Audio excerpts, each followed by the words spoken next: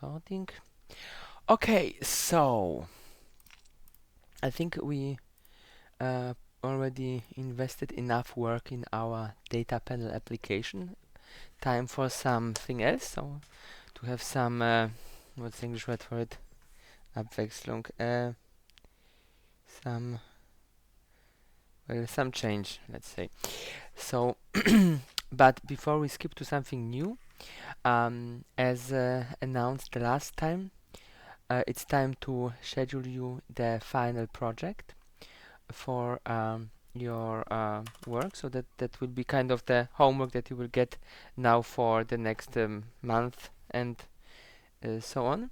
There will be no additional homework unless I find something that's particularly worth being a homework. And since this is a bigger project, I have already written up the assignment. I quickly find the right window. Yeah. So I will just paste it here on the end of our data panel file, and we will quickly go through it. So the final project is to create a data viewer slash visualizer application. It should be able to load multiple data files, so multiple files at once, and which contain measurement points in various formats. So as you might remember from the last lecture, we have here added some means to save. Where was it? Save curve, or didn't we? No, that was the homework apparently. But well, good enough. So you got already as a homework an assignment to save the data that you can extract from the data structure here, just as a pair of points, a list of pairs of points, or in other formats. And now, since your application version should have this functionality, it is a very nice complementary feature to be able to later load this data and work with them, compare them. So thus we want this to work in various formats, so as here stated, comma separated values, ASCII files. Written by hand means you should write your own implementation. It would be also nice if you optionally could implement some other formats, like for example JSON, but for this you don't need to write parsing yourself. You can use Qt's JSON parser. JSON is a data format used by JavaScript, but also commonly used by other protocols because it is quite flexible. So for this, and you can add other formats if you want, if you can find a lib for them or write it, it's up to you. The system should work with two types of data, so either XY coordinates or where or something where you have time and value pairs. So you can either plot something as a function of something else, or you can have it as a function of time, in which case the idea is that your application should show the proper time axis. If I recall correctly, in one of the demos, either in this one or in the QVT, we had implemented a own scale, didn't we? Scale drawer here, which is drawing then the time on the axis. So you should just, let's say, when loading the file, be able to specify, does it contain a date as a x values, or is it just something arbitrary? And then according to that you can make the application behave the right way. The values should be integers or doubles. The double format should be with a dot, so depending on whether you have English locale or other ones, so I think the US uses dots, and in Europe commas are more common, or the other way around, but since we want this to be reliable, we just define that we want to use dots as the delimiter.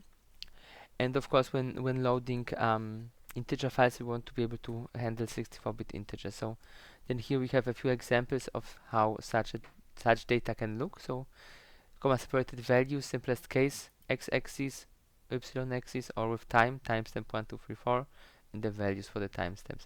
Alternative formats which we also would like to support would be, for example, here just individual values, and then as x you just take the index of the value, so you just start counting 1, 2, 3, 4, and then you get the same result. So either with explicit x-axis or with implicit x-axis.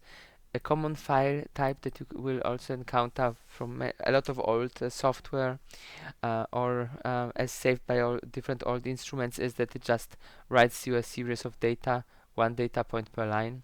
So this should also be loadable. The whole application, of course, should use the Qt framework and the QWT library, which we have already demonstrated at the beginning of the lecture. For each file read in, a UI entry should be generated showing informations like file name, amount of data points, type of data, so is it a vector?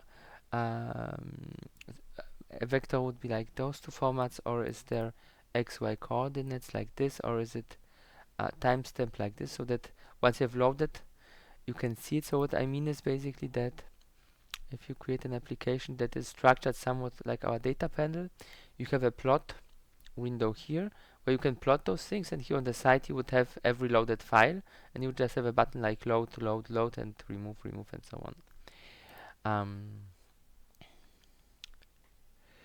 What else do we want to know? Min and max value within the data set, that is usually quite useful. Optionally, you can also, when loading, calculate an average or a median over all the data points and display this as well as an information. How you display it is up to you. If I start again, in our case here we only have one column name with tree and it's structured like a tree, so you have an entry and a sub entries. So you could either use such an approach, or you could just add multiple columns and display a different value in every column.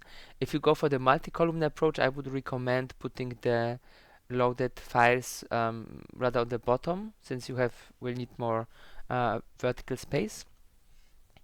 So this is also, I think, something you can be very flexible. So when I give you any guidelines for the UI, it's more like recommendations. You need to have the functionality specified, but where you put things, how you design the UI, that is up to you. I'm just giving you suggestions so that you to make the work easier for you. The important thing that you need to be able to do for every loaded data is to set scaling factors.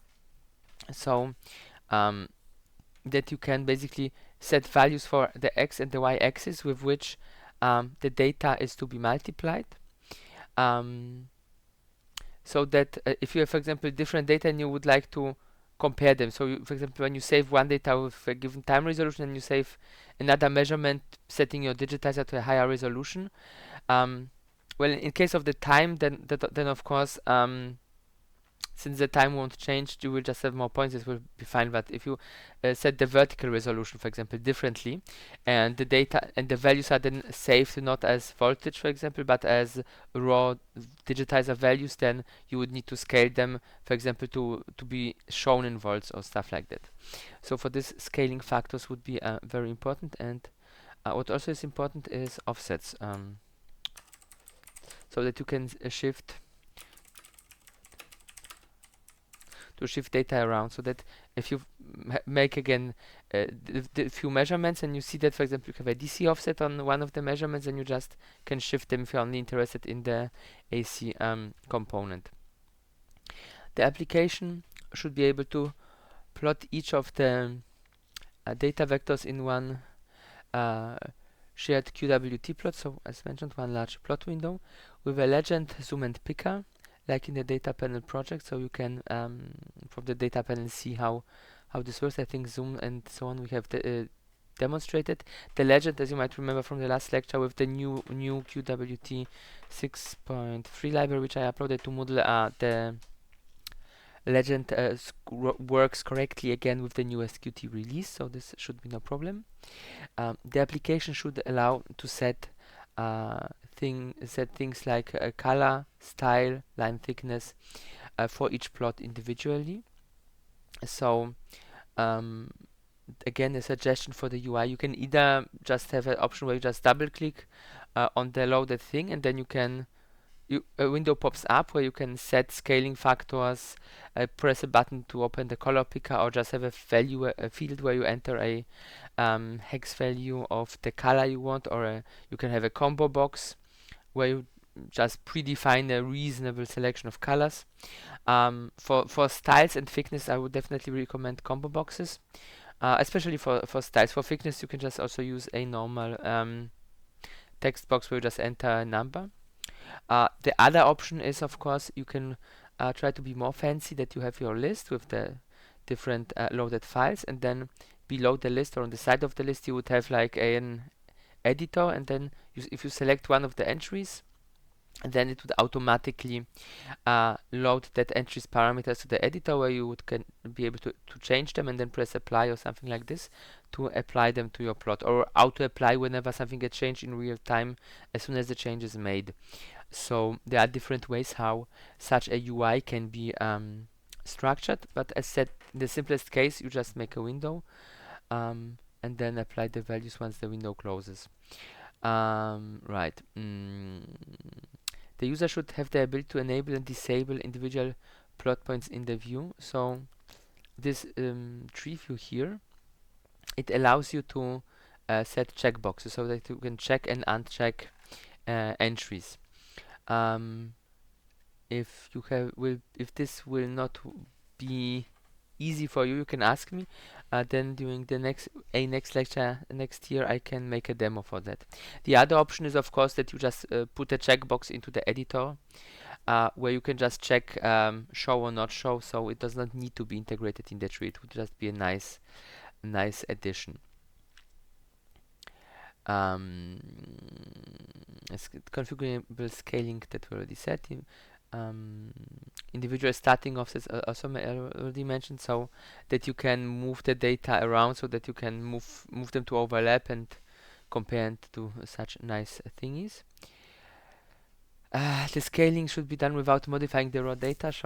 So you should have, unlike our implementation where we only have one copy and a curve, and then if we would have a scaling that would directly be applied to this in a destructive way, so you would just have like XY data and then like XY raw data. The raw data is what you set, what you load from the file, and then whenever you change scaling, you just update the actual XY data, applying the current scaling factor to the cached raw data, so that we never run into some what's the Rundungsfehler in English? Some errors, rounding errors. So if you would like have the same data and then you would multiply them up and down multiple times, at some point the data might become quite different from the original if you repeat that, since you are compounding the rounding errors from all this operation. While if you keep a raw original copy and then always just modify them in one step, you don't get any generational losses in your data quality. Yeah. Then the application should contain a set of convenience features. So things which are like nice to have and which one would expect in such an application for convenience. So one would be a button to rescale all data. So that changes the generally inside this data panel view, you can move around. So when we load something, test, was it test answer? Test, well, I guess this one is newer. And we run it. Where was the run button? Start measurement. Then this thing is here auto scaling, but at some point, if we, for example, zoom in, finished. We don't need a breakpoint. Right, but when it finishes, then we can zoom in somewhere, and then we want to zoom in somewhere else, and then it's gone.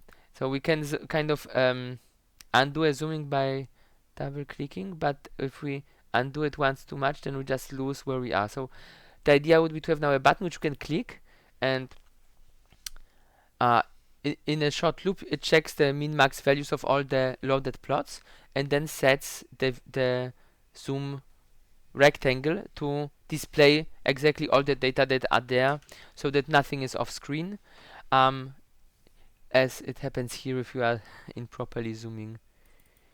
I don't think we were going to retrieve that. Let's just close it. So this is a very important quality of life improvement. Then of course you would also want a auto scale feature.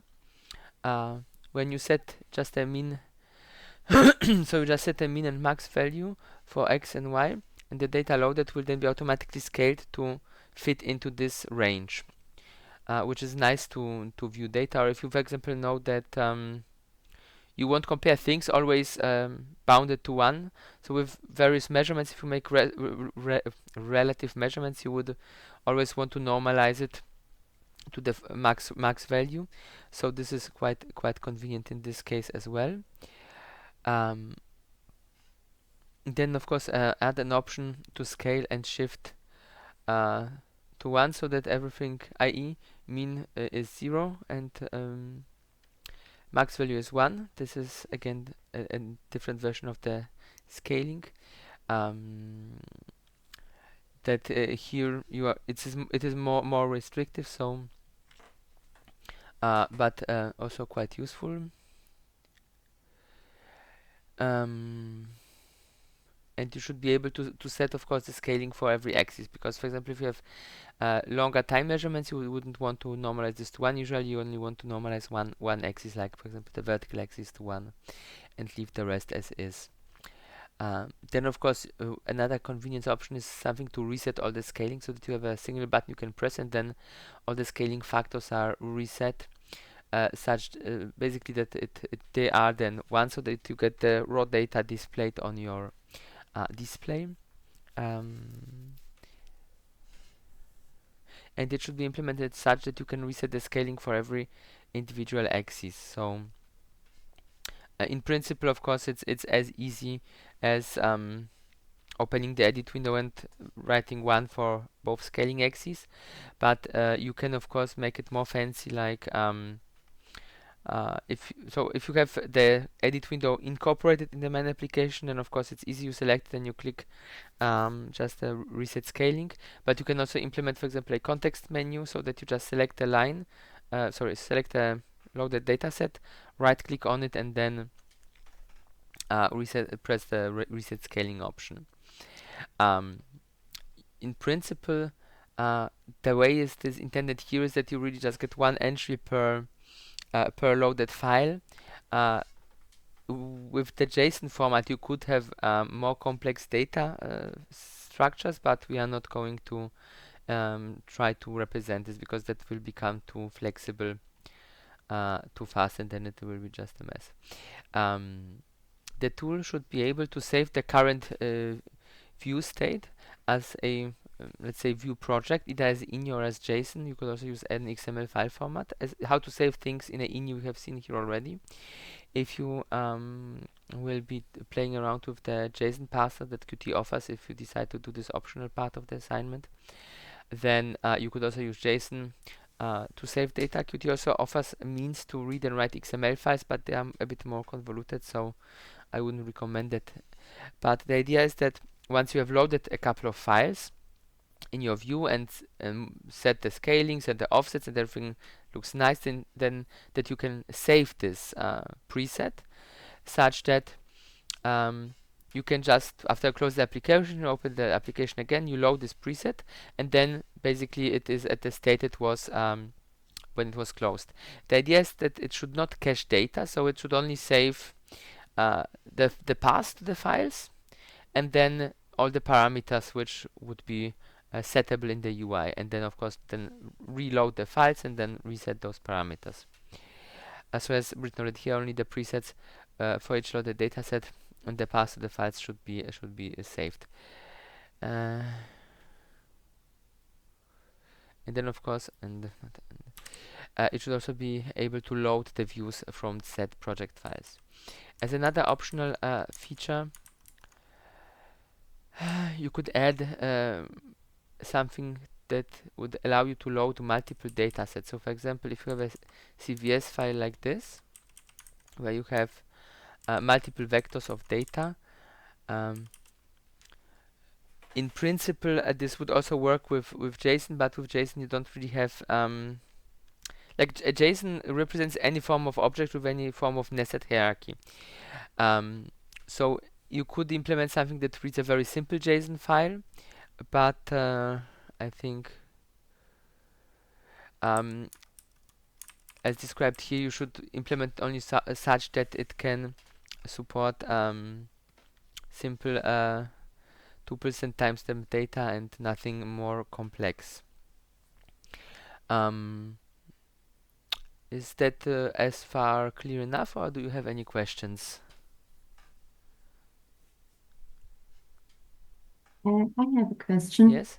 So shall we implement this project in the file you will upload after the lecture today, or shall we implement it in a file which include the homeworks assignment? Or Well, you should start a new Qt project from scratch.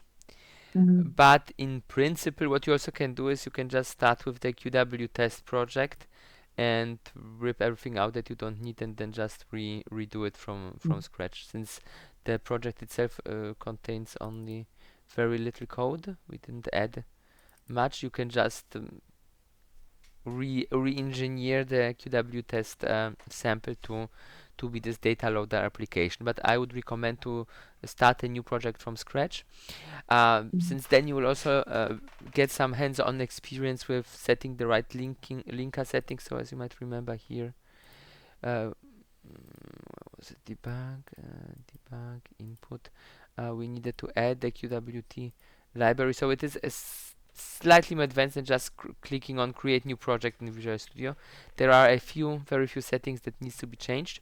But if you review the recording of the lecture where we created the QWT test project, you will see all those steps demonstrated. So I would really recommend doing it this way, really starting a new project, calling it data loader or data viewer or something like that. But if you don't want that, re-engineering this QWT test is also a acceptable approach. Any other questions?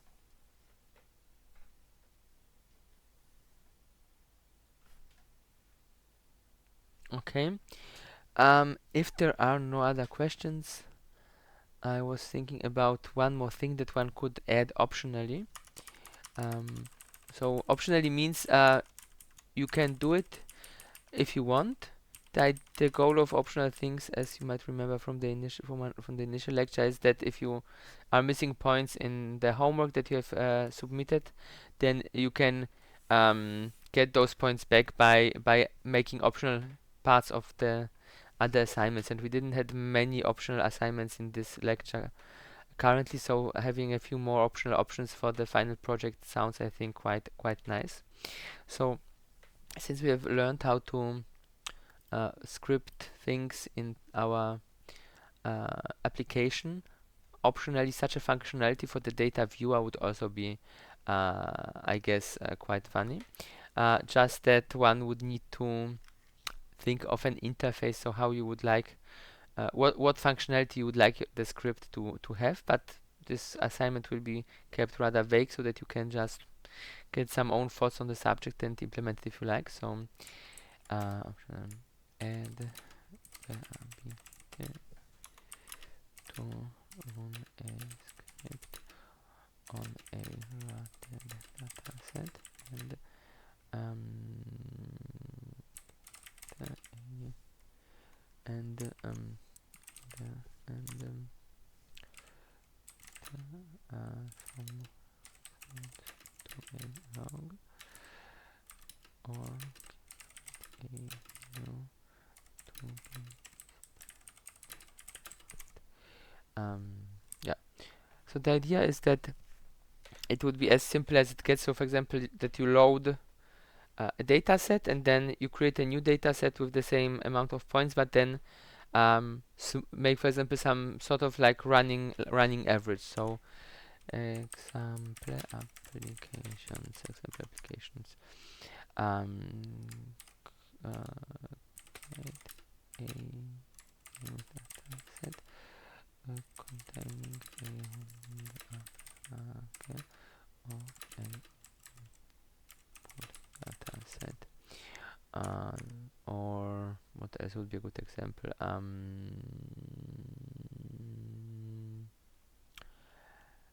Well, one example is enough. Generally, everything you can think about what you can do with signals, you can implement. You can make some sort of smoothing. You could make something that actually amplifies edges. You could make something that suppresses ringing on digital signals. It's really highly flexible. Another example application might be, however, something that analyzes the data and just gives you a few numbers as a result. Although the simple things we already had, like min-max value, should be already hard-coded as a functionality. So let's peak counter. Peak counter.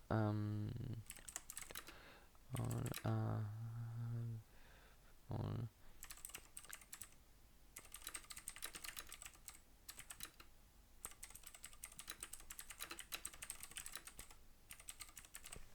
that would be, for example, something that is non-trivial, so not something that you would want as a hard-coded feature on your C version, but something that you might want scriptable, because being able to count peaks is, or pulses, peak slash, is quite useful.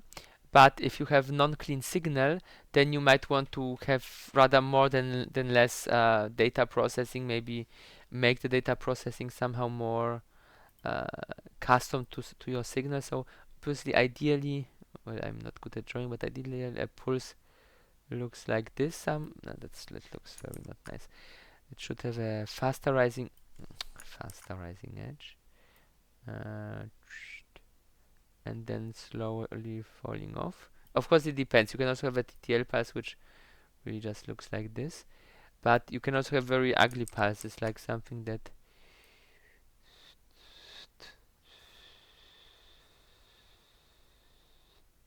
and now, of course, if you would set your threshold somewhere here, you might count this event as 2 because the ringing is so bad. Of course, that's also not a great example, so I should have made this maybe slightly bigger so that it's not as simple to just set the right value, where you really might need to let's try this again. No, this was not the right this one and black. So let's see. Let's make a nicely ugly signet sac, very high pulse, and then a lot of ringing. Yeah, that is much better. So if you set your threshold value here, if you get other signals which are just smaller, you will not catch them. And if you set your threshold value here, then you will count it 3 times. So the idea, for example, would be that you see that it went up, and then you know how long this ring is. So then you would see, let's say the threshold is here, and then you count this, but then you more or less say that after this time, everything until here cannot be a signal, so that you introduce like a dead time. Basically, you can, whatever you can imagine, you can do with such custom signal processing, and I think it would be a nice tool to have. But of course, this is quite a lot of work. That's why it will be a optional assignment. Just in case you want to play more with the scripting mechanisms. The nice thing that we are using is the nice thing in using the quite powerful Qt script engine is that you can really load the data as an array of doubles, and then just use JavaScript to manipulate it. So you don't need to implement any own plus, minus, or other thingies. Everything you would expect from a language you already have as part of of the JavaScript language that there is. You only need to create something that gives you a huge array with all the data points, and then something that you can assign this array to be saved as a new data object. So this is I think manageable within a reasonable time space. So you have seen how much we have here implemented just within a few hours in real time. So I think the whole project should not take more than I guess a week of non-stop work, but that of course depends on your personal skill level. So um, we will see. I would recommend, of course, starting sooner, but on the other hand, you are entitled to your holidays, so you can also start with it once the holidays are over, depending on how confident you are in being able to do it fast. And as said, I don't think this is particularly complicated. So most of the things we have already demonstrated, if not all of them. So we had here not this one, or was it QVT test? Here we have here we had, for example, the demonstration how to create very simple interfaces, and basically you can drag and drop all of those control elements into your window and position them with a grid or a form layout or other layouts as you want them. So it's really easy to create new windows with new parameters, like for the editor. The other approach, of course, which we also demonstrated, it was here with the add plugin window, where we created the whole window by hand. So really, there are more than enough ways how this whole functionality can be easily implemented. The using of the tree view we have demonstrated, using of the QWT library as well. So I really think it's mostly a plug and play type of assignment. So I think it will not be too complicated. And if you have some troubles implementing it, you can write me, of course, whenever you want, with any questions, so that we can discuss that via email if you need any assistance with those things. Okay, so I ask again if there are any questions. Any new one? Okay, if there are no questions, then let's jump into something new. So here, let's open our networking project again, which we used in the past to demonstrate sockets as well as pipes. So as you might remember, we had here this local client and local server that uses Windows pipes, and on Linux it uses Linux. What's called on Linux? I think they call this local sockets. It is a streaming-based communication mechanism, and I was thinking a nice thing to do would be to implement something similar ourselves, so that we can demonstrate how in Qt you can create any sort of own object from which you can read and write, so based on a QIO device. And interestingly enough, on Windows there is another inter-process communication mechanism which Qt absolutely does not support in any way. So implementing such a thing by hand will not be like busy work and doing something existing, but really doing something quite new. It is called Advanced Local Procedure Call Ports, ALPC ports. Short, it is a mechanism that Windows uses extremely extensively, but one that is actually not really documented, since it was never intended to be used outside by third-party applications. But there is more than enough information out there, reverse engineered, that it is nowadays quite easy, or let's say as easy as it can reasonably be, to implement such an own system. So we will start by creating an own local server and local socket. We'll call it port server and port socket, and then we will well, jump into the implementation, and once we are done with it, hope that when we try to connect, it will actually connect. The main idea here is to demonstrate how one can create custom QIO device based thingy. So when we here jump to this QLocal socket, we see that this is derived from a QIO device. And when we go to a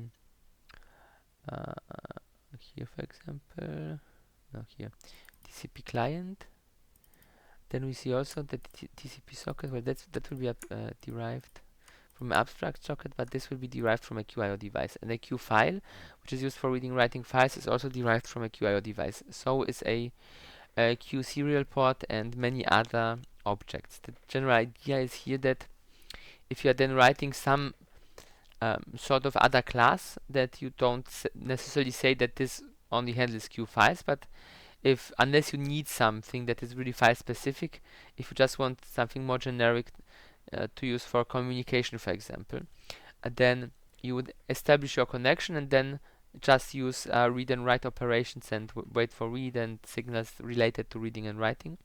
And then you could your communication class plug into a socket, a serial port, a pipe, or now an ALPC port once we are done with our implementation. So it is a very nice abstraction that really allows a very large amount of flexibility when used in the right way. So let's start. Let's add a folder, port and Qt, and port server.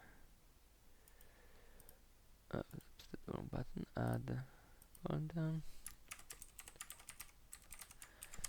port server Qt. Let's quickly copy path. Quick jump in here to see how we had this structured. Right, we had supports, port server. Yeah.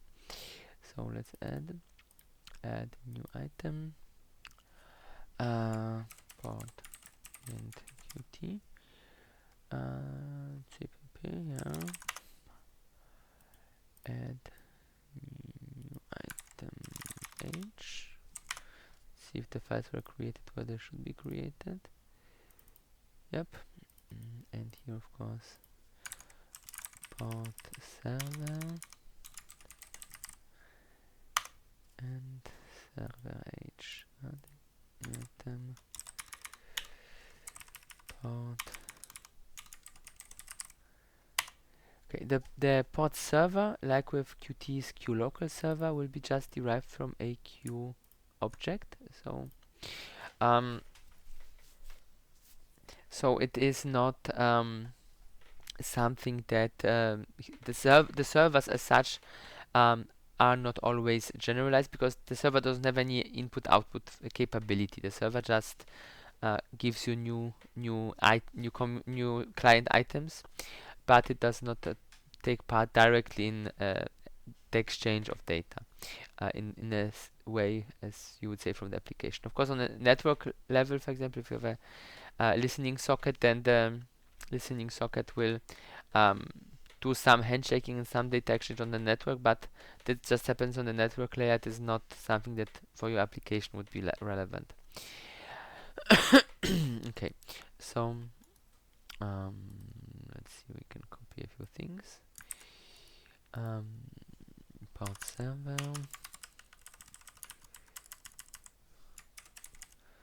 port server Qt,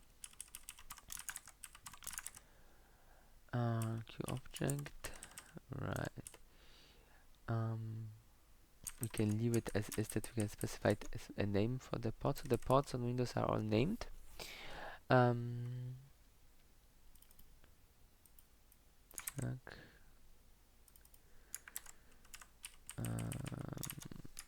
Port server. We could of course make a more simple approach where we always have like a open port function explicitly, but although maybe we should do it, that will be more elegant. Well, yeah, let's keep it simple. So full open port, string reference name. Okay, so those things we will now implement.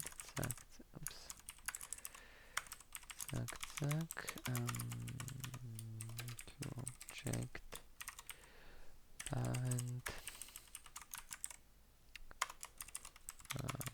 server. That's done false to do. Okay. So now let's jump again to the local server. So conceptually, our mechanism will be very similar to how the Q local server is working, just that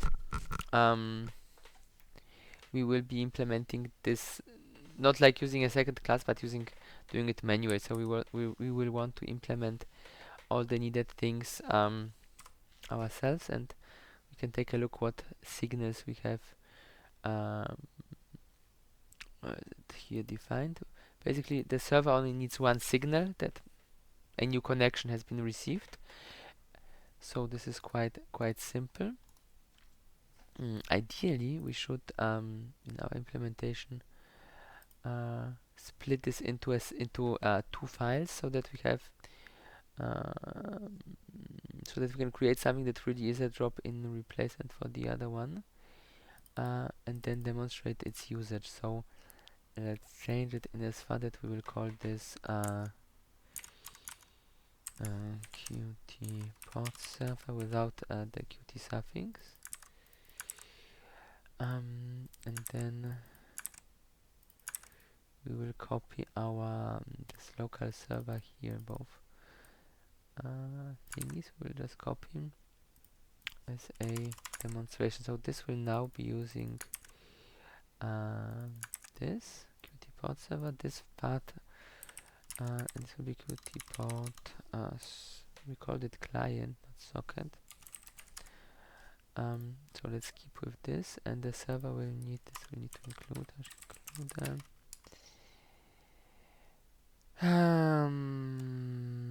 this is not really that elegant. Let's create a separate data folder. Qt pod IPC, and let's create a few files here. It will give us a better structure. Although let's just be lazy about it and just do some copying and pasting. Pod server, so we said just import socket,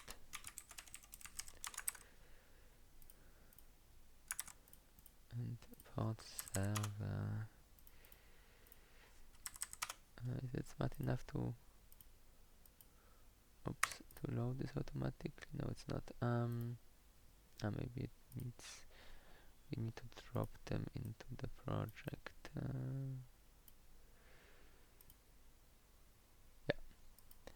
But now it's marked as not compiled. Let's reload the project.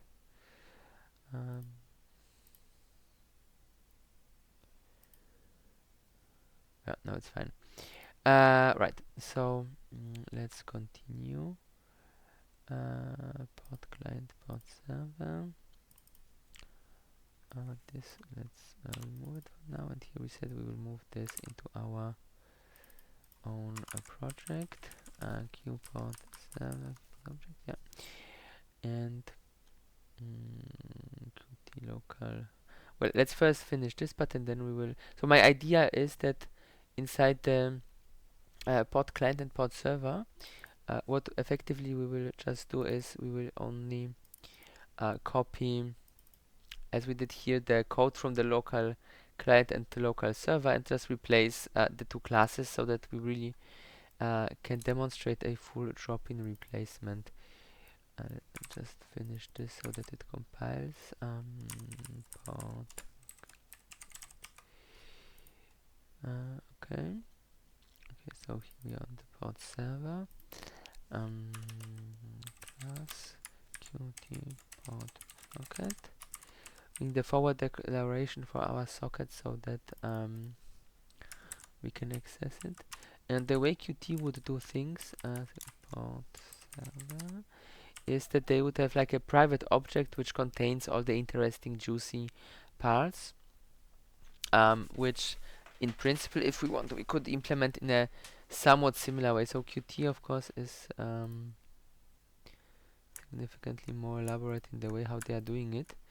So they have here this special preprocessor definition and so on. So for our application, we can just do a very simple approach. Um, protected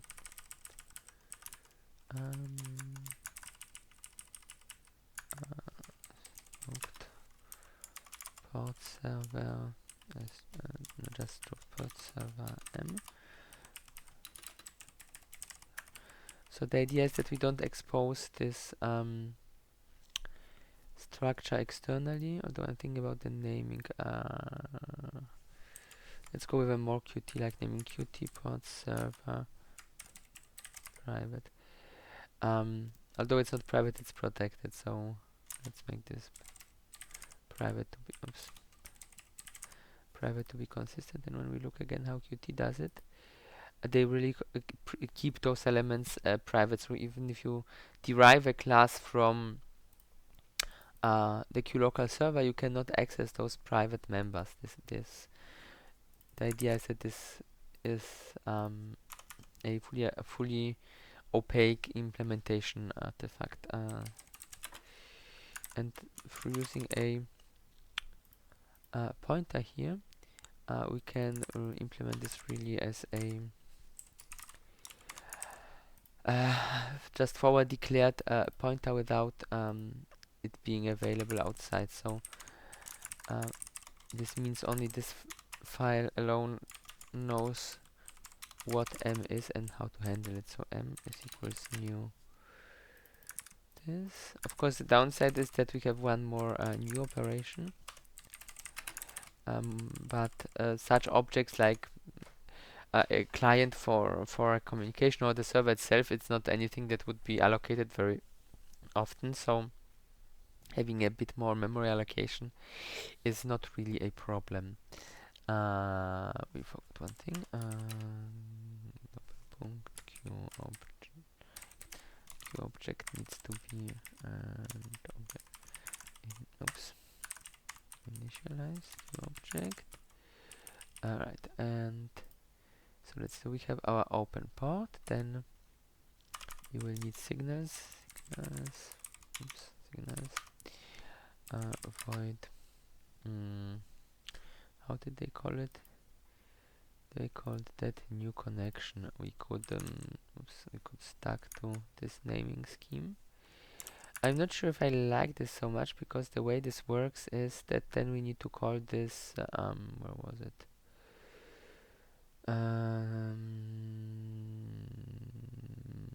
Next pending connection to get one of the pending connections. If I would be architecturing that from the ground up, I would just make the slot itself contain the connections. But the reason they did it this way is that you might not connect to the slot and then just use a loop and check what was it? Has pending connections, and if this is true, then grab them. So this is their way is a bit more complex in how you use it, but it gives you also more flexibility. So we will be sticking with this approach. So we have here new connection, and then we of course let's see, we had pool. Just open the site to site. The whole idea of using the same names is that we can then later we also need a close. The whole idea of using the same names is that this is just simpler. Okay, is listening, why not? Listen port. This is also nice. This we don't need. This would be if you would want to give it a so create a listening pipe ourselves and then give it for listening. This will of course now be port socket. Server name, full server name, we don't care, but like server name is just what you passed here. Full server name will be like the full file system path. So here for the ALPC ports, I don't think we want the full names. We'll just go with server name, and listen receives the name here. Remove server that we don't need. Server error, meh. This is something we might want to add, like a limit how many pending connections there can be. That is quite useful.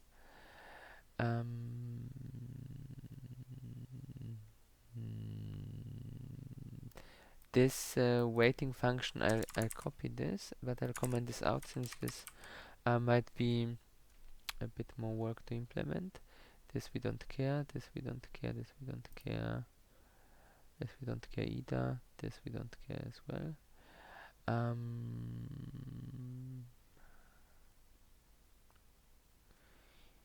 And we could, do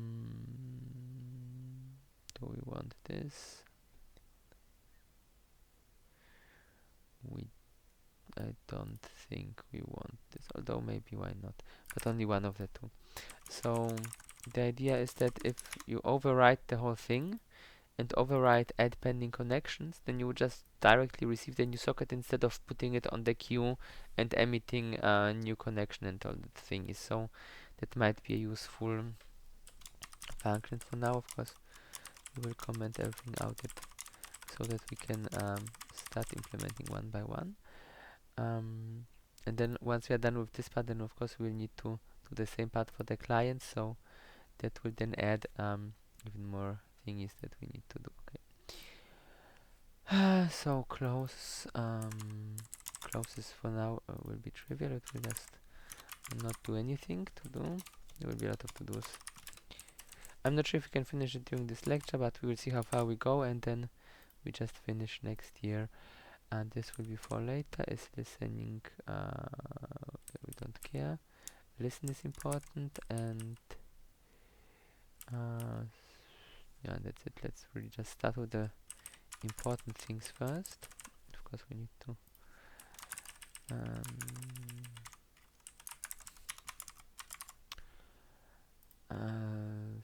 and let's actually take this one as well, because as soon as we have a connection, we will want to do something with it.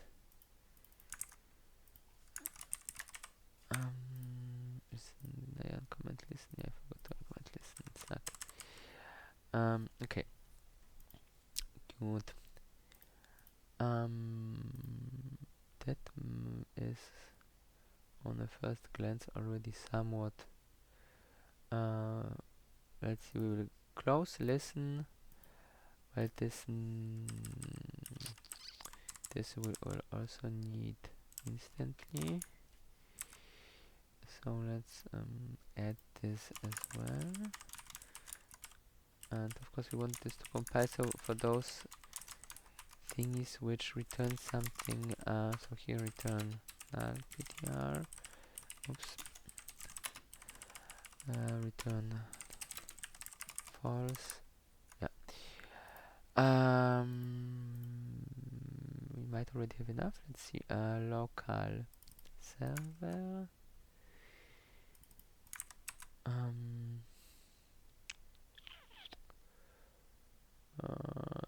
port server, oops,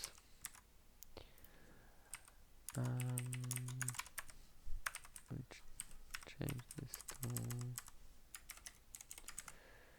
port server. Then we need of course to include hash include, what was it,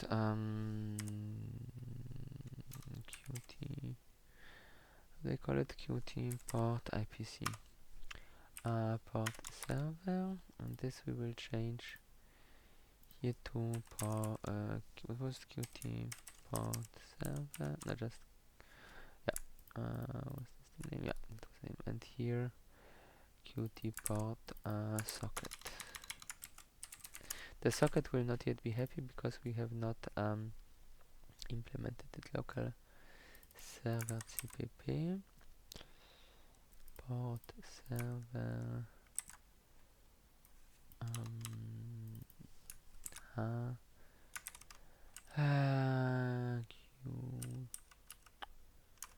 port server qt. Okay, let's see. local server, this was Qt port server, then here H local socket port Qt port socket.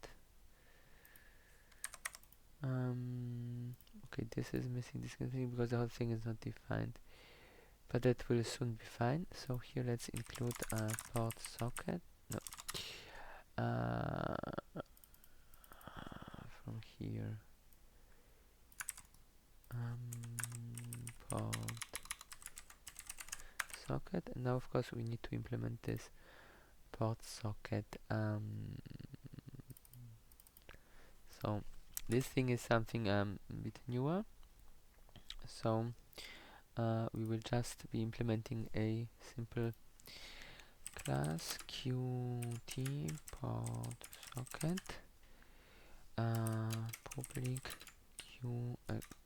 QIO delete. Oops.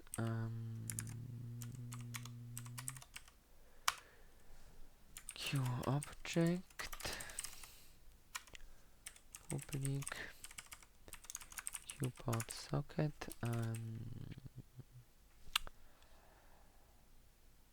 why is it complaining with that? Q port socket Q object Sternparent ptr, then of course we will need a destructor.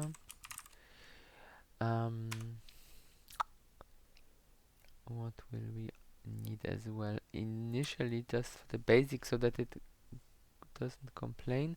Well, let's just quickly take a look what we actually need. So we are looking here for things which would be implemented purely virtual because they need to be implemented by us. This one and this one, and I think everything else is truly optional. Yeah, so everything like open, close. I mean, close is probably implemented. We cannot view it, but internally it's probably quite empty, just there, because if you have something that doesn't need explicit closing, then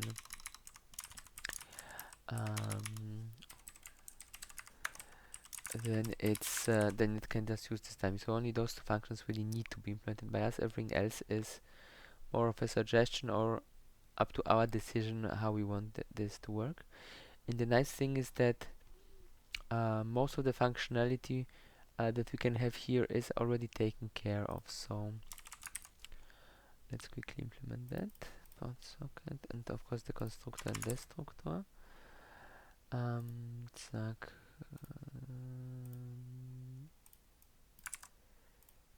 Zack.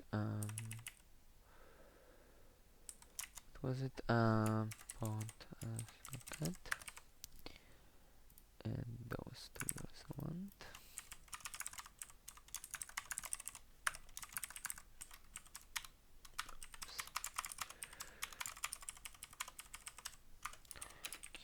Q object parent. Sorry, it's a QIO device. QIO. Of course, need to pick the right parent class. And this thing on arrow just returns -1. And for now, let's just return it -1. But that should be already enough. Port client. No, port client. The port server at least. Port server here. We don't have a disconnected signal, so we'll need to define a disconnected signal. Let's just take a look on local server to see what else on our local socket, what else we might want to add to our functionality. So here we have the signals. So connect, disconnect, state change, that all sounds quite useful. So now our socket will define this connect, disconnect, error occurred, state change, this will be for later. Here there are things which overwrite and wait, so this is for later. Socket state, okay, local socket state is something they defined here, so if we want to use some state, then we need to define this ourselves. But what we will definitely need is some sort of connect to server and disconnect from server, because this without this it will not work. Open mode, this is fine. Signals, this is fine. So for this too, let's implement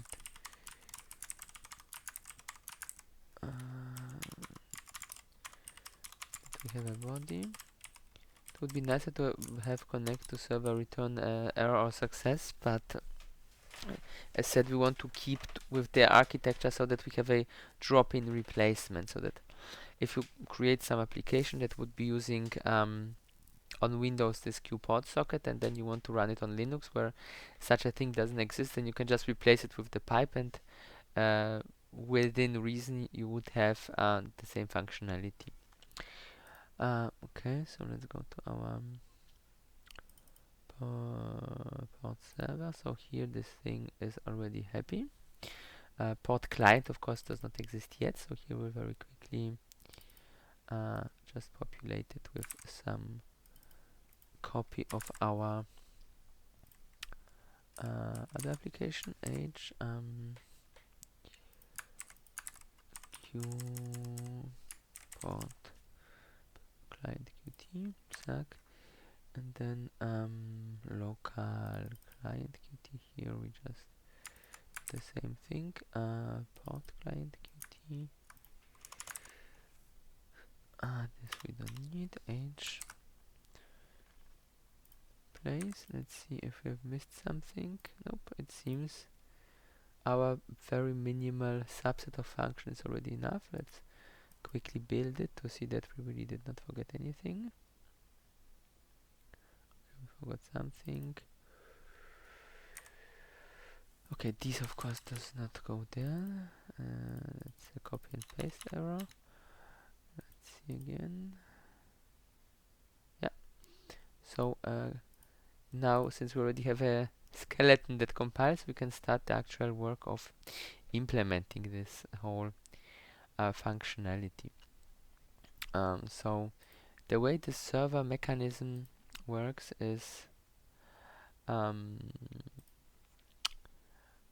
quite complex. So we will need a few helper objects, and all those helper stuff we can here put on our Qt port server private.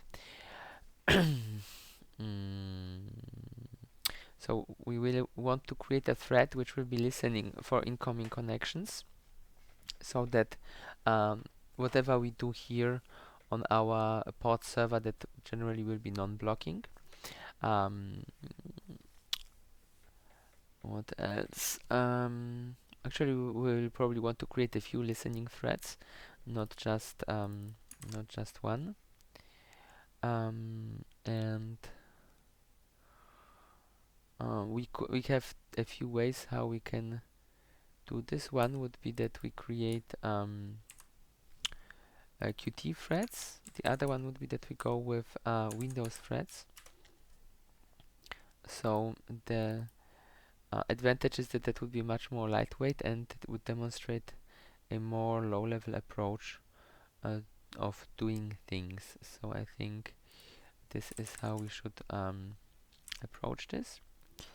And let's see what else. Yeah, so let's really do it like that. Just one thing. So we will be here also not always using Qt functionality. We will to some extent also use the standard template library. So the idea is that since our internals are Windows specific and hidden, we can really do them however we want without breaking with the general interoperability. So if at any later point you would want to implement something that would work on Linux, maybe using dbus messages or something, then you would here really only replace the internal implementation, and you could keep the API unchanged.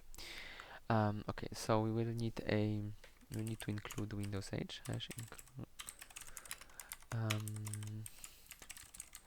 Windows H, and now we can of course use all the different Windows types. So volatile, handle, no, M we already have. That's certainly H. Server port,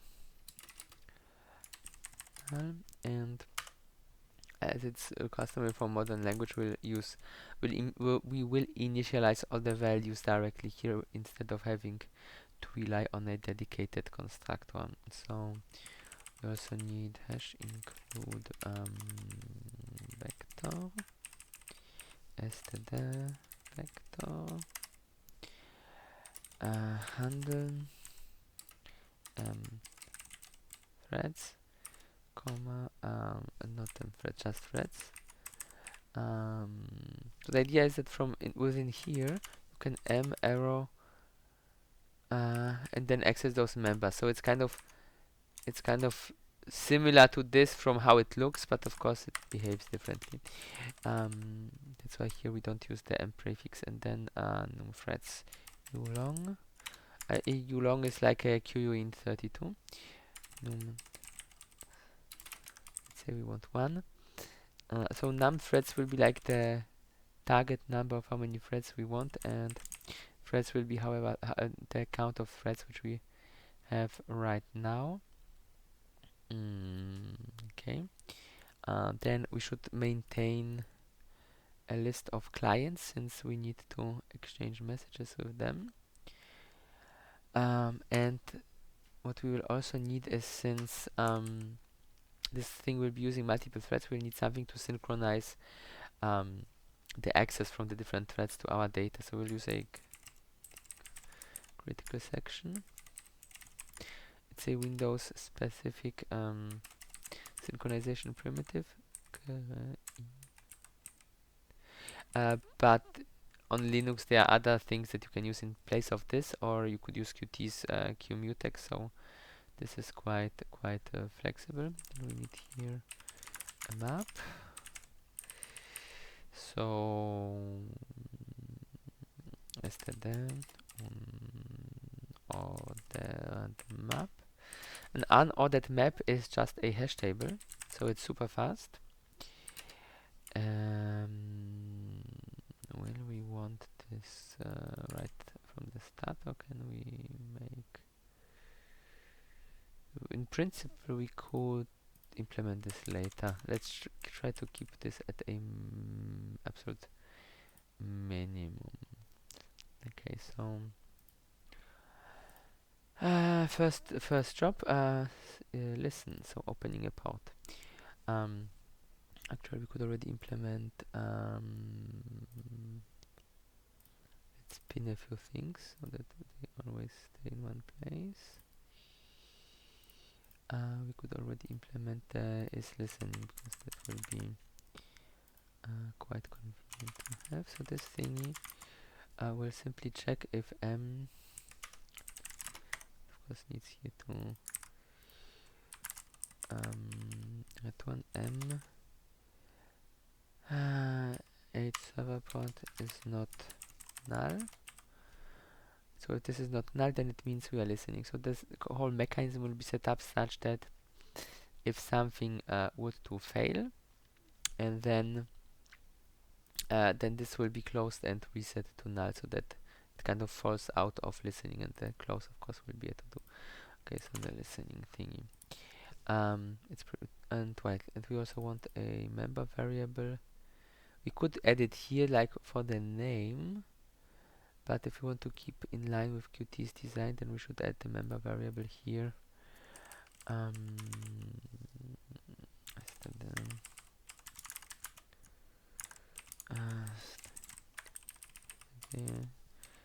String string name.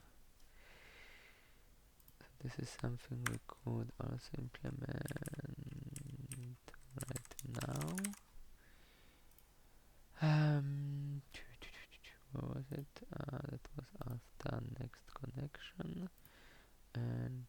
after listen, so listen and here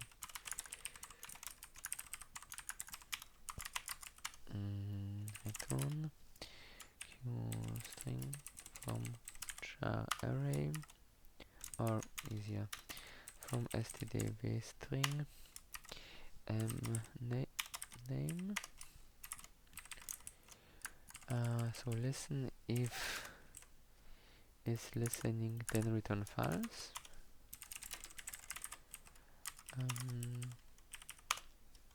And if we can take a look again to our local server, it had something with errors, error string. So we will create a variable where we will set the last error, but this we will do later. So here just to do set last error. Don't want to, like, it's good to move fast and then later on put more meat on the bones of our skeleton. It's more convenient than trying to plan everything and then implement it front to back. That usually is a way to maneuver oneself into some sort of deadlock. So it's always good to try to start with the absolute minimum and then go from there. Okay, so let's create our pod. Ulong. We'll need a security descriptor. So on Windows you can specify which processes can connect to a given pod, and for this security descriptor is used. Memset sd space comma comma 0 comma size of sd space pass security descriptor sd is equals sd reference sd space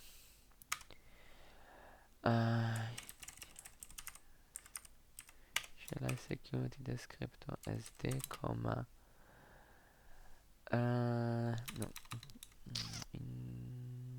ja doch da.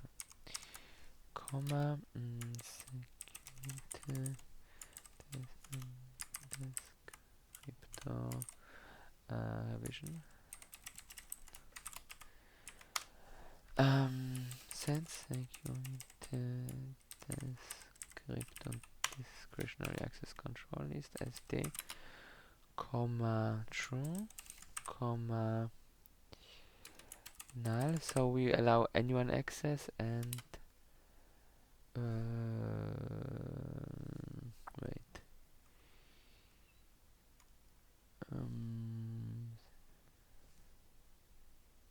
should be set not get null, false.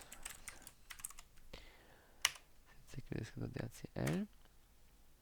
And there is one more thing we need to think about, the maximal message length for a given pod. So there are a few different so on Windows, on the very old Windows, you had local procedure pods, and later on Windows you had advanced local procedure pods, and there was a difference in the length.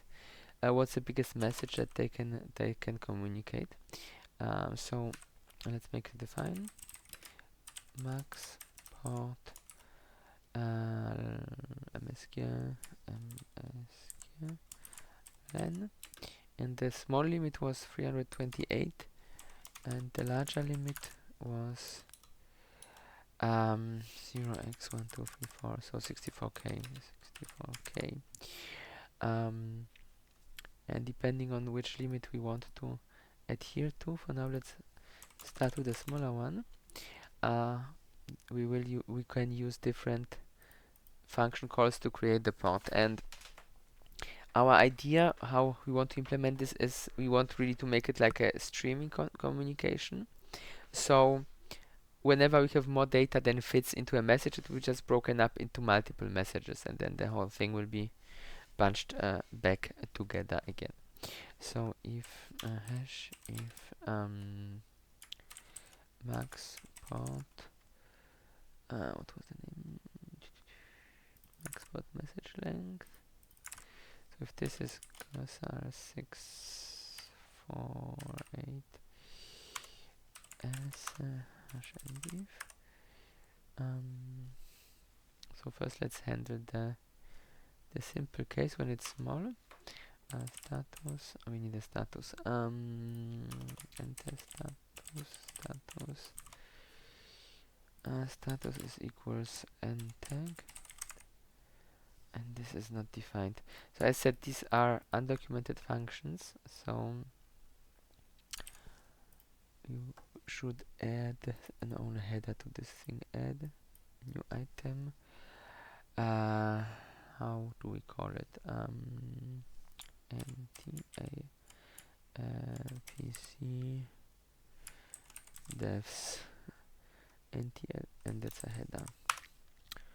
Right, so this will be one thing. This will need to include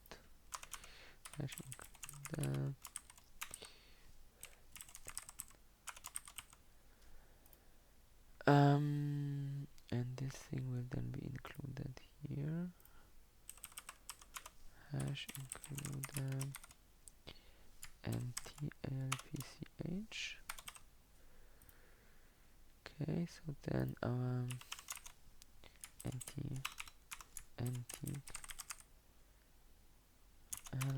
nt create port is now defined.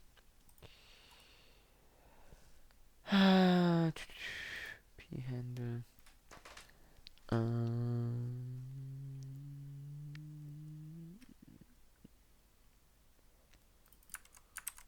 Right, so reference server port comma. We need the object attribute name that is that we also need to do. Unicode string uni a name. Let's call it uni.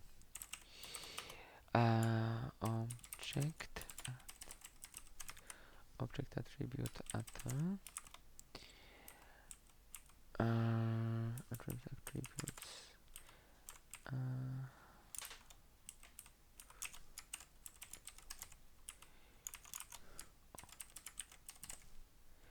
That's nicer. Right. RTL initialize Unicode. RTL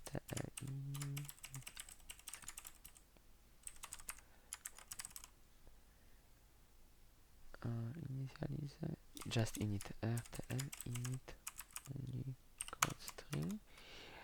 Reference unistring, source is m, name.cstring, and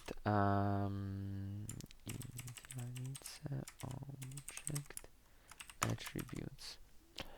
Reference object reference unistr, object case insensitive. So unlike all of Windows that is exposed to the user, the Windows kernel can be case sensitive with regard to different object names if it wants to. Right. Small tangent. Null. And as the we have our reference as the seems to be it's already a reference passed. Right, so we have our object attribute, comma, reference object attribute, comma, max connection length 0, max message port length that we had here, comma, port pool usage null.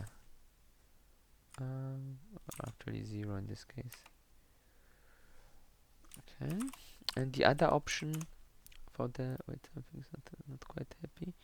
Right, we have defined this thing here as volatile. It does not like this.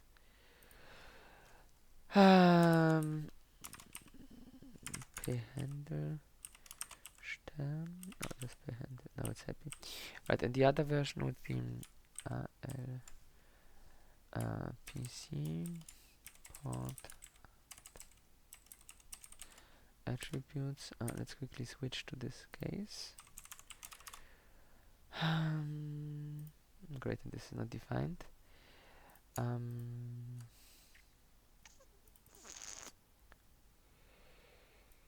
Right, let's steal the definition from some documentation.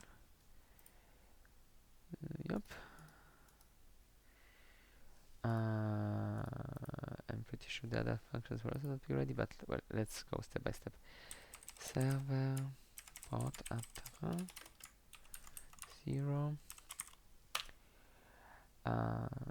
server port attributes punct max message length that we have here. Status is equals NTALP. Okay, this one also is not defined, obviously.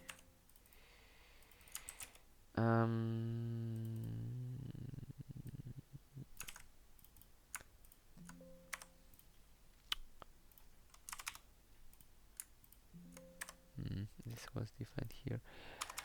Okay, let's add this definition. And those functions we're defining here, they exist on the ntdll.dll. So later we just need to go to Linka input or configurations and add. Actually, you can do it right now. ntdll.lib, and they will be available for our use. Right. So ntal. Hello, ntal. Wait, do we follow this? Is correct. Then it should be fine. Why is this not happy?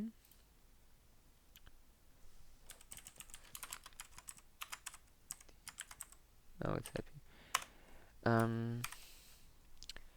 Right. So here we go with the same port handle, comma the same object attribute, and port attributes we already have defined here, reference on this.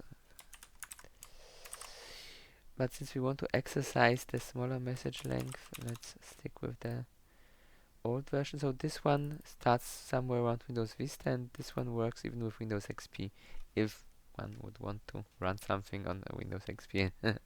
That's a bit probably outdated, very outdated. So if not anti-success, so this is a macro which is checking if the return value is a success or not. Basically, 0 or positive value is success, negative values are errors, and there is a whole list of error codes.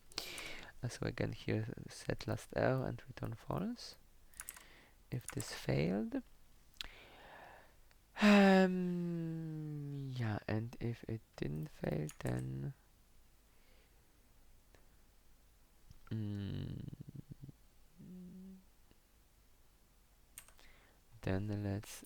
let's start. So now we will start a few worker threads which will be serving those requests. So m threads resize num threads. Well, pool size will basically be only one for now. But what would be recommended is to create as many listening threads, as many CPU cores your current system has. So here we can add a to-do set num threads to the count of. you might want to introduce some upper limit like 16. So if someone has 192 cores, it's rather unlikely that there will be as many clients that will be able to saturate this. Plus, you can have just one thread and many clients. It will just make the whole processing slower. So um, it's basically a load balancing aspect. So if you have as many threads, as many CPU cores, then you know that you will always have maximal speed because you cannot do more things in parallel than the amount of cores you have. Thus, having this amount of worker threads guarantees that nothing in the system will be like in a situation where all the worker threads are busy and some of the cores are still sitting around idling and doing nothing. But for most applications, if you don't expect a great amount of clients, but rather just 1 or 2 or 10, and not hundreds of clients, you would be perfectly fine with only using one thread here. The reason why Windows by default uses so many is that these IFTC functions are used by almost any somewhat more complex application, also for a lot of background operations inside Windows itself. So even if you are not using them consciously, if you call something that communicates with the LSASS service or something, then you will basically call into a Windows library which will internally open such a port to a server existing in the system, and then the server is supposed to be able to really serve all the hundreds or thousands of applications of processes that you have running on your system. Thus, for such usage scenarios, the default recommendation is to have as many worker threads, as many cores you have in the system. But for us, such super high performance applications, let's say, do not really matter. So for u long e0 is less than num threads. Was it a u long? Yeah, that was a u long. Plus e.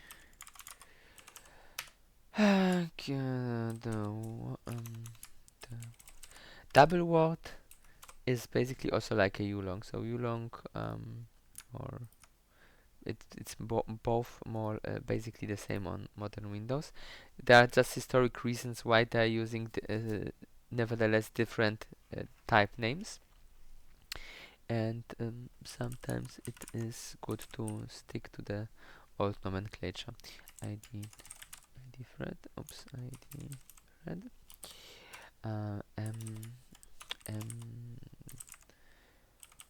threads from I is equals create thread, zack null, comma, stack size default, start routine thread,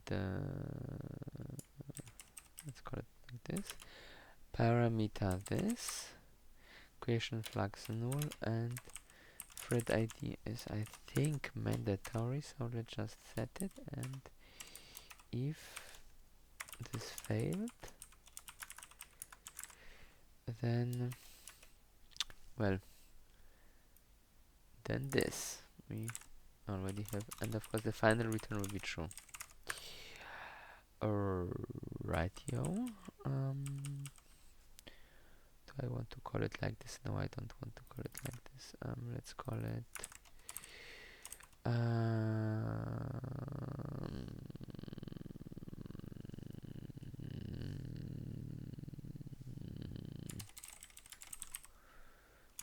yeah, and let's implement it here. That doesn't need anything, but it needs to be the right type. Let's what was it? That's not where I wanted to go. Create thread. That is a bit annoying. We are ending up in the wrong IntelliSense is sometimes not intelligent. We now be happy, and now we end up where we want.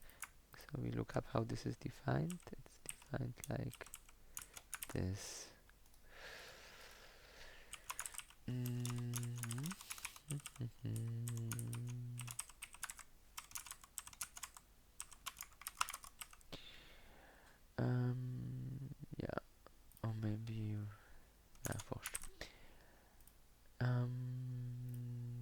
private.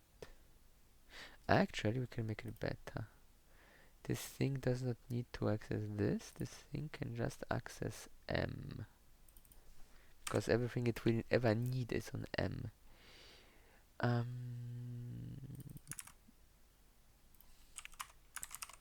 M is equals. Nice. Good. Right. So let's see. We could give this a name. So because if we have a lot of threads, then it's nice to know what they are. If def debug hash, but only in debug build. What was it? Set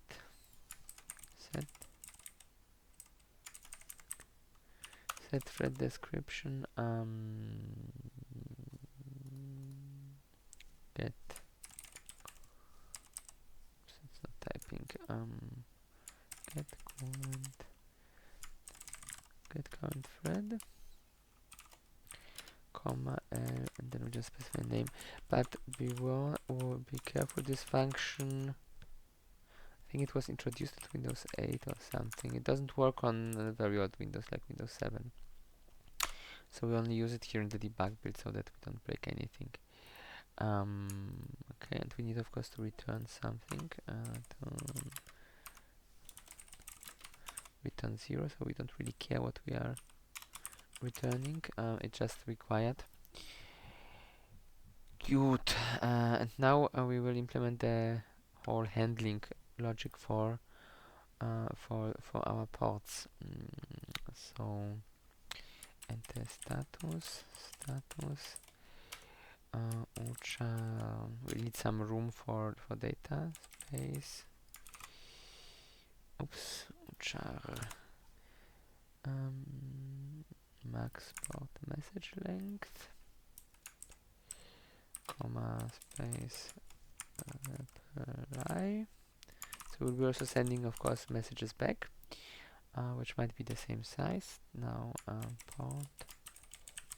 I'm pretty sure this will not be defined. MSK is equals port message space. Let's quickly find the definition of this thingy.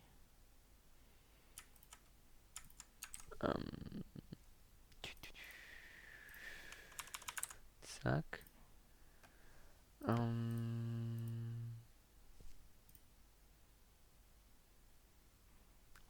Why is that undefined? That should not be undefined.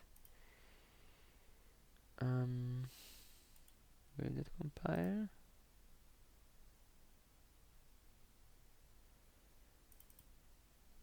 Great.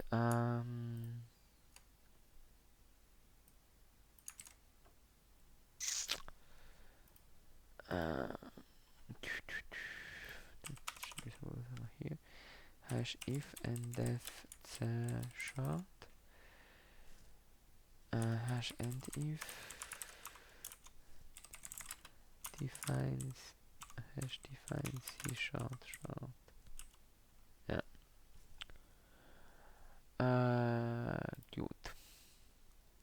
That should be fine. Where were we? Here were we? Okay, so let's continue.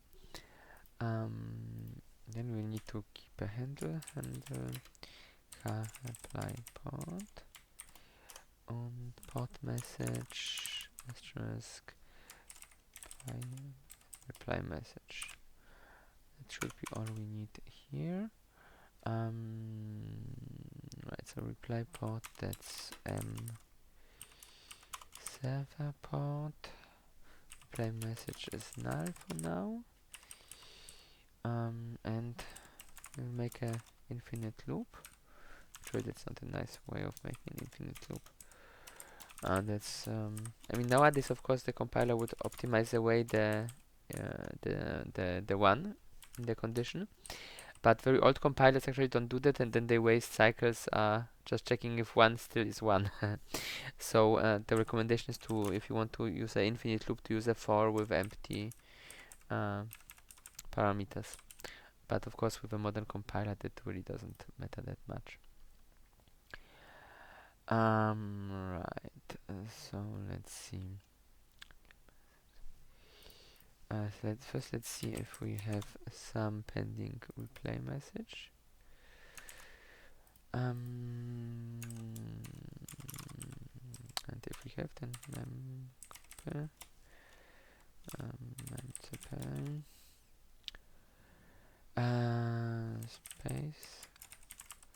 space reply message u1. That's the downside of using not well documented things. Sometimes you have just unnamed structure, unnamed union 1, of it the unnamed structure 2, and then you know that at least the last field someone reverse engineered is the total length. So there are limitations. Port. Of course, you have the risk that that this API might be changed in the next Windows version. Although over the past decades, it is showed to be quite stable. Okay. Right, now let's status is equals enter apply. This of course also not defined. So let's grab a copy from the internet.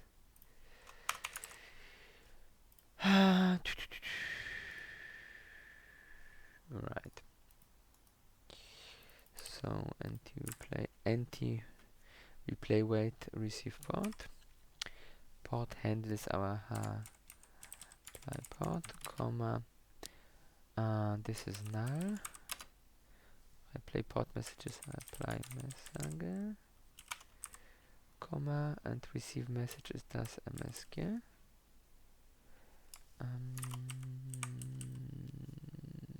Nope. This one. Apply message, good. Then we make a safety check. So this we have copied because that might be closing. We want to obviously be able to gracefully close our thing. So if this thing has been set to null, then break server is closing. So if we invoke close, we would set this here to null and wait for all the threads to terminate. This is why we have made a copy here, so that the threads, if they loop, don't try to access something that has been nulled. That would not be good. Okay. So if apply message then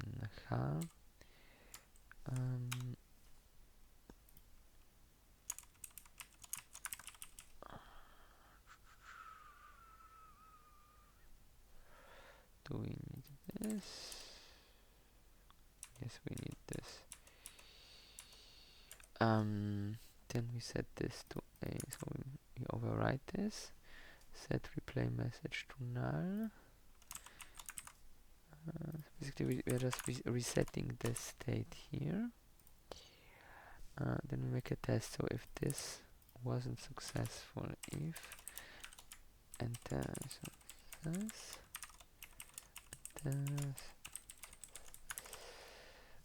then we continue. So we had an error, but it's only for one client, so we can just start at the beginning again. Okay, so the next case, the else case, else if. So if there was no replay message, then we just check. And if is equals status status. Great, this also not defined. I think it's anti-status.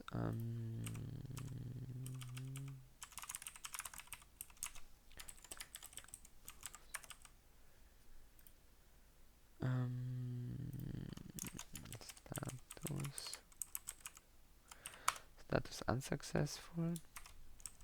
Then we continue, because in this case it's not a hard error, and if we have any other error, then we break and terminate this thread. This is not recoverable. Right.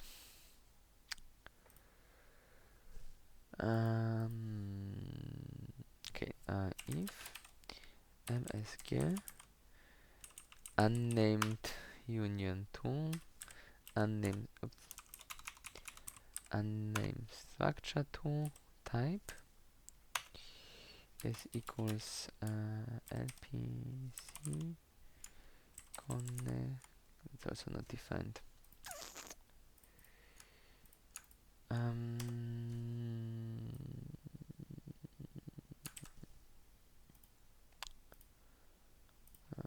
So let's steal this as well. LPC connection request we wanted. LPC connection request, suck. Then port. This is also not defined. No, this is one of our functions. This is intended to not be defined.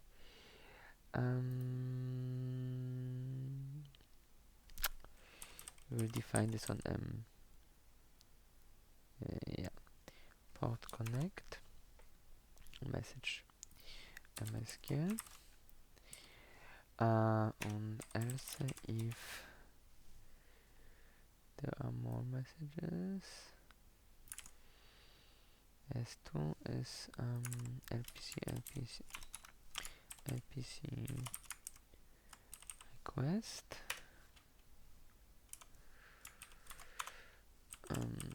So here we actually are getting some data. This would be a to do. And else if type is lpc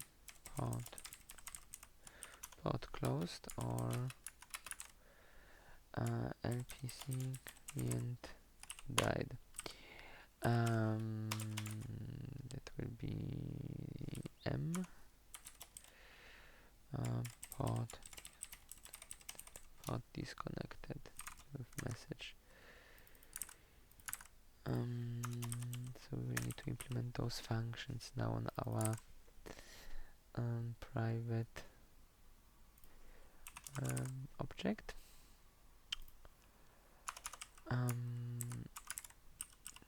Port connected. Did it return anything? Did not. And port disconnected.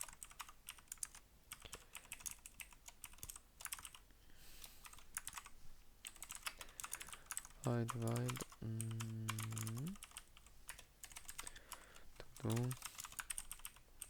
to do. Suck. I don't think we will be finished by today. But let's see. Right here we need to find a client. And we will need to implement for every client some amount of buffering.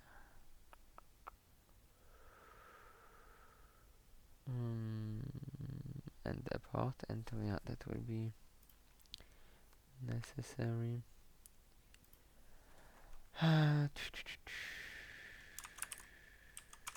Duty port. Let's define this here.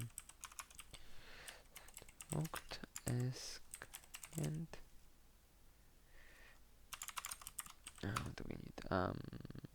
the thread ID and the ID, and we need a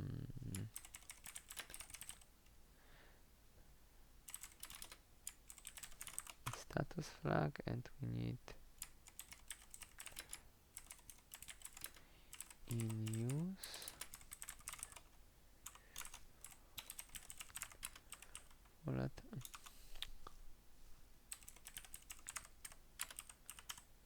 and we need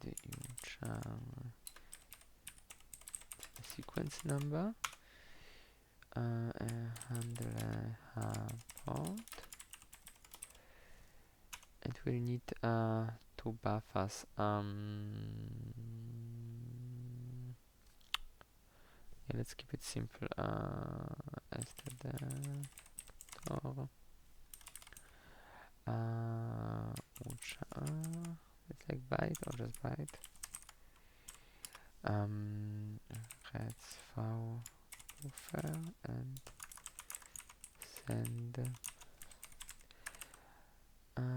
send buffer. Right. Then we will need here something that gives us finds us a client based on a message.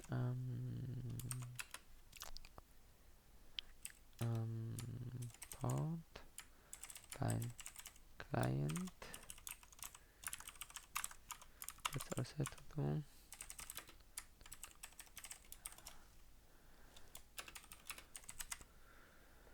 No, that's a typo. That's another typo.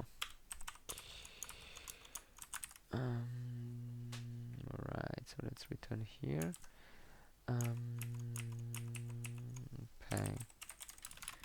Client port client from message. This thing is of course defined on this thingy. Right, so if no client, then we just continue.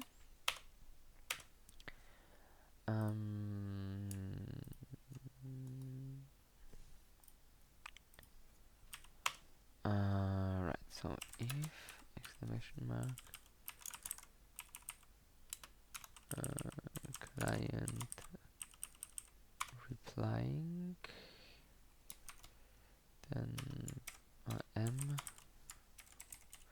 port request. This will again need to be implemented. It is our function. Client port, comma MSQ, comma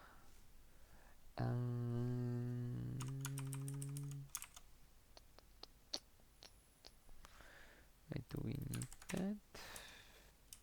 We can simplify this just like this.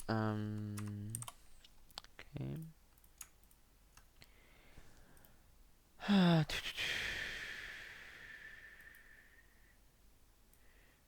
Connect should probably semantically be here. Right, void port request, port message, comma s client asterisk pay client. That was a bit to do. Right.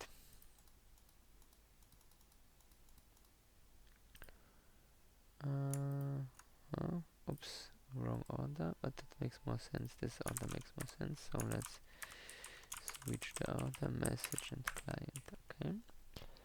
Right. MSQ u2.0 init gleich 0. If pay client replying, then port reply with the same arguments. Of course we need to implement this as well.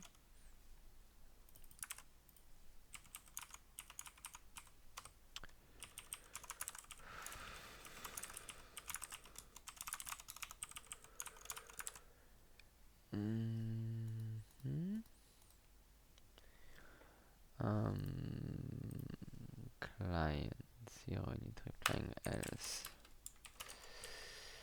MSQ U1 S1 data length O short 0 and total length Caesar port of port message. Apply port is equals back client H port. Apply message is equals MSQ and client in pack client in use is false. So here we should be finished with it. This is missing a semicolon. Alright, so this is this part of our processing function.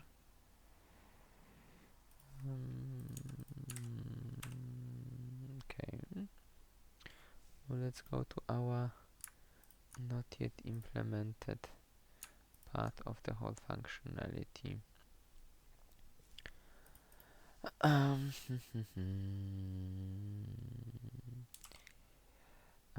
Enter critical section. What was its reference? Log. We forgot something important. This thing needs a constructor and a destructor. Create. Was it initialize?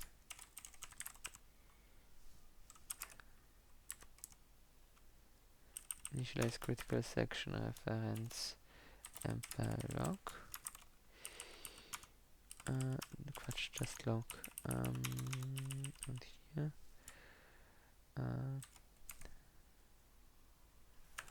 It was for critical sections.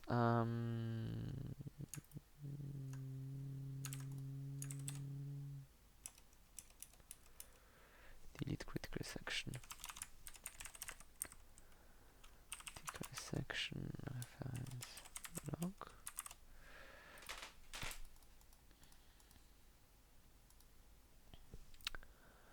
Right, so enter critical section, and at some point when we are done, we will need to exit the critical section.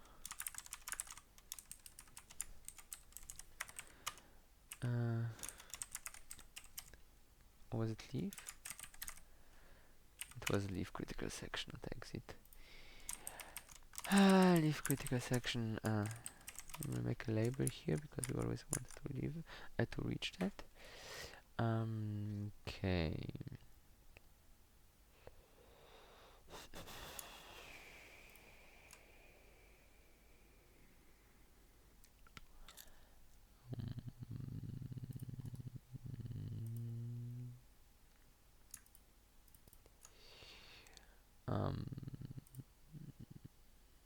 Client ID. We need to create an array for our clients, so something where we can refer to them. Std on ordered map handle comma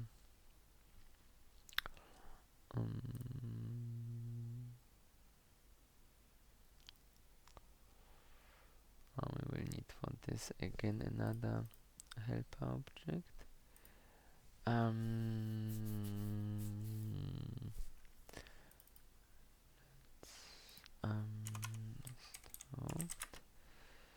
That can we make this somehow simpler. One moment, please.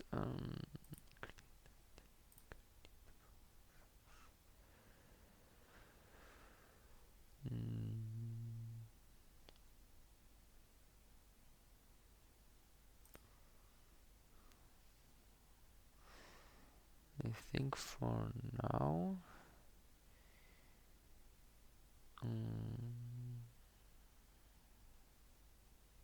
we could simplify this. We could for now not do that. That might be needed later on, but I want to keep this simple as we can. So this code would be for tracking the processes that created here the request. But if we don't care for the process itself,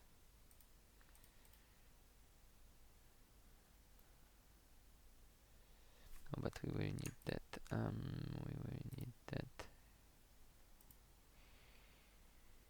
We will need that.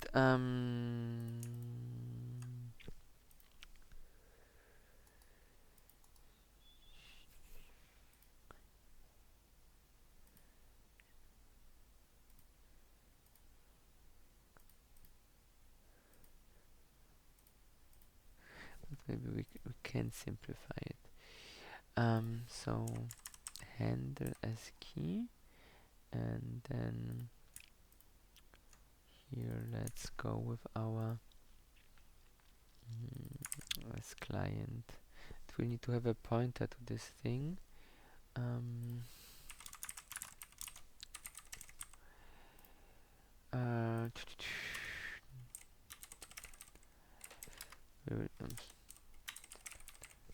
Let's use a smart pointer as the shared PTR as client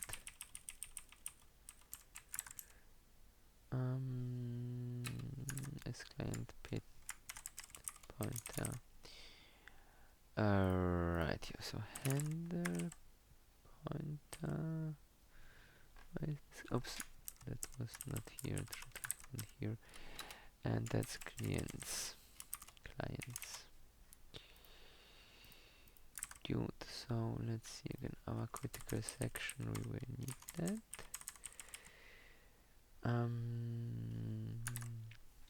Clients. So auto f is equals clients punct. Oops. Clients punct find. And we want to do it by thread ID. Message client ID unique thread. Okay. So we find something, and if f is equals clients punct end, then this was the bot connect. That should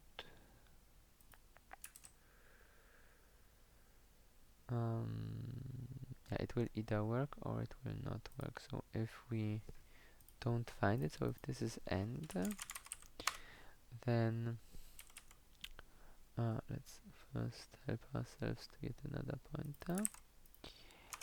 Pack client, and we should define those things. We should define everything that we want to be able to skip around with go to exit in case we need the exit at the top beginning of the function. This thing is equals new. So whoops, as client pointer. We can also use the different syntax. STD. Make, what was it? Create shared. I think it was make shared. Client. Yeah. So this creates us a new instance. The alternative syntax to this would be new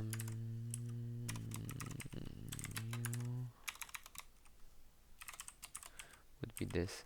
But this is like more manual and oops, for just one equal sign. This is more manual, and this is like the recommended STL way of creating something new. Right, so this thing has ID thread is equals unique thread ID. This is not enough. We should also make an ID process. ID at least for later, because since the IDs are being reused by Windows, we might end up in a scenario where we have a new process getting an ID of a thread that terminated somewhere else, and then we would have confusion. Of course, worst case is that we get us into a situation where both get reused, but it's much more unlikely.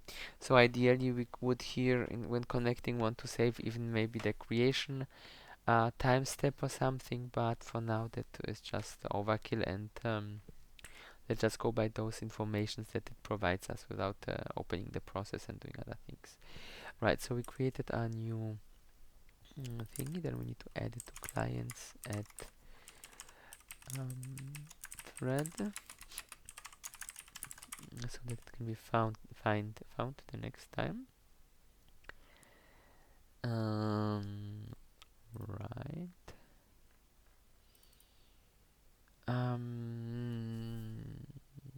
So we create this.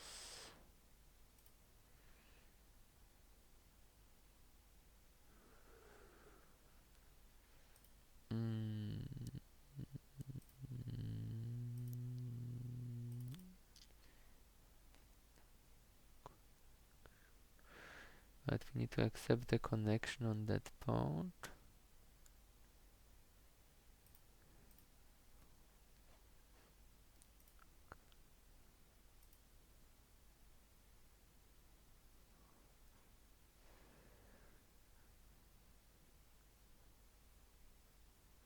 Right, so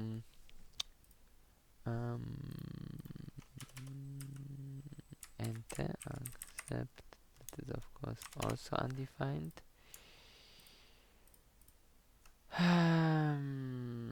Let's copy two things at once.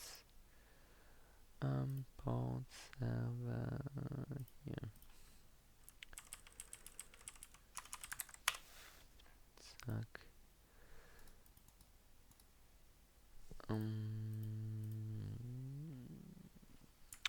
Status is equals enter accept connect port reference reference client peg client port null message true null.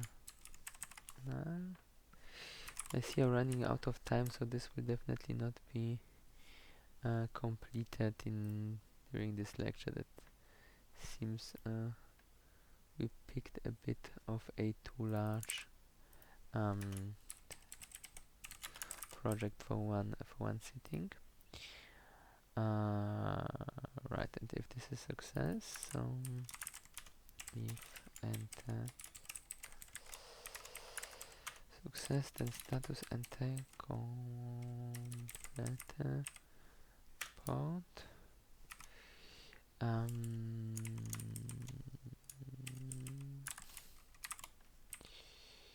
Right.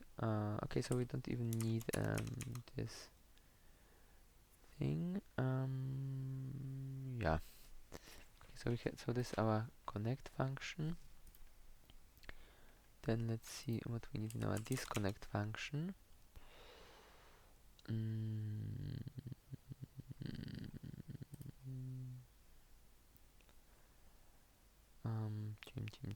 Team. So first we disconnect the connection, so this will also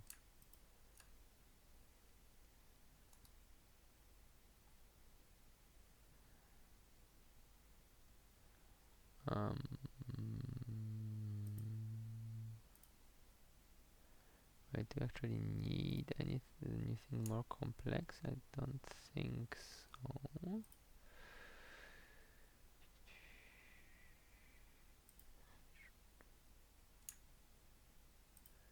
Disconnect by create time.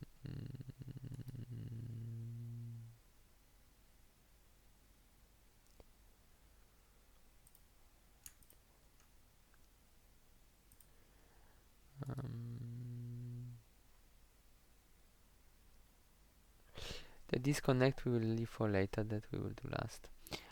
For now, let's see. So we have the port. We need to right, name we already have created here as well. In principle, we only have a few minutes left. We could, in principle, try to at least create a connection from the other side, but that might also not be possible in time. Also, here is somewhere, not too much. Let's quickly see if this will compile as is or if we have missed something. Great, those things are undefined as well.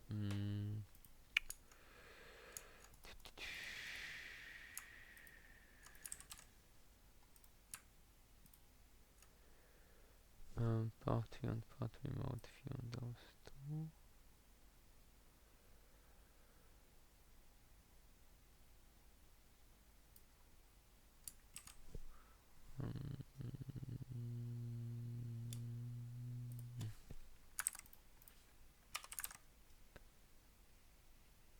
That's a bit too much.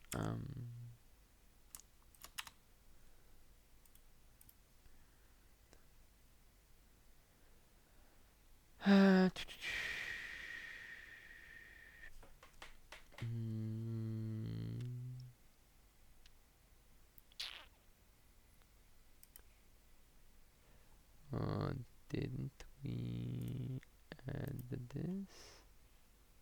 No, that might live in an own different library. No, that should be on the in the NTDLL. Let's see.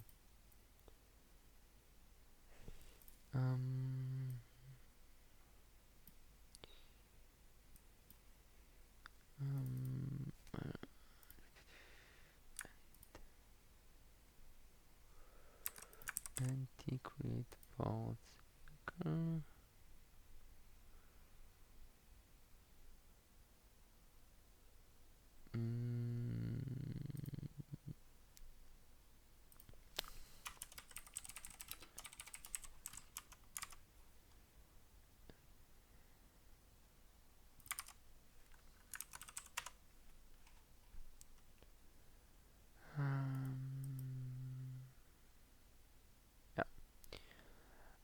Right. So I think we will stop at this for this year. As you see, there is still a lot of stuff missing from our mechanism, especially our socket here on the client side is completely incomplete. So I'll upload what we have done until now to the Moodle, and of course the final project assignment. If you have any questions, you can email me also during the holidays. So have a nice holidays and happy new year, and we will see each other, I think, on the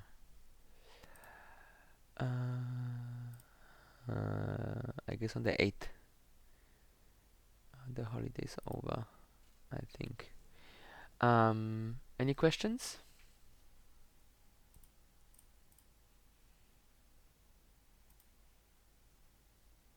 No questions? Okay, then I'll stop the recording.